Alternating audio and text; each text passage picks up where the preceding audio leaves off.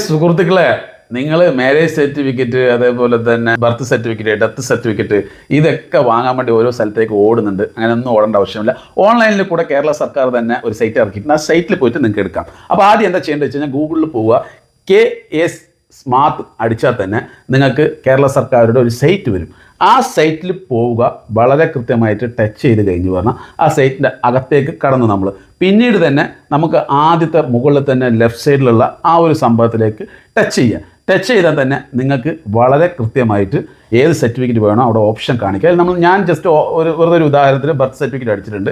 പിന്നീട് നിങ്ങൾക്ക് ബർത്ത് സർട്ടിഫിക്കറ്റിൻ്റെ അകത്തേക്ക് പോയി കഴിഞ്ഞ് പറഞ്ഞാൽ മുകളിൽ തന്നെ ജില്ല കാണിക്കും, നിങ്ങൾ ഏത് ജില്ലക്കാരാണെന്ന്. ആ ജില്ല ഞാൻ അടിച്ചു കൊടുത്തിട്ട് പാലക്കാട് നിന്ന്. പിന്നീട് നിങ്ങൾക്ക് കാണിക്കുന്ന പാലക്കാട് ഏതാണ്, മുനിസിപ്പാലിറ്റിയുടെ പഞ്ചായത്താണ്. ഞാൻ മുനിസിപ്പാലിറ്റി അടിച്ചു കൊടുത്തു. മുനിസിപ്പാലിറ്റി അടിച്ചു കൊടുത്തിട്ട് ഞാൻ ഇവിടെയാണ് ജനിച്ചതെന്നുള്ളതാണ്, ഞാനല്ല, ഞാൻ വേറെ ആളുടെയാണ് നോക്കുന്നത്. അങ്ങനെ മണ്ണാർക്കാട് അടിച്ചു കൊടുത്തു. മണ്ണാർക്കാട് അടിച്ചു കൊടുത്തിട്ട് പിന്നെ നിങ്ങൾ ആണാണോ പെണ്ണാണോ എന്ന് അടിച്ചു കൊടുക്കണം. നമ്മൾ കൃത്യമായിട്ട് ആണാണെന്ന് അടിച്ചു കൊടുത്തു. പിന്നെ ചോദിക്കുന്നത് ഡേറ്റ് ഓഫ് ബർത്ത്, നമ്മൾ ഏത് സ്ഥലത്ത് ജനിച്ചു എന്നുള്ളതാണ് അവിടെ, അതായത് ഹോസ്പിറ്റൽ.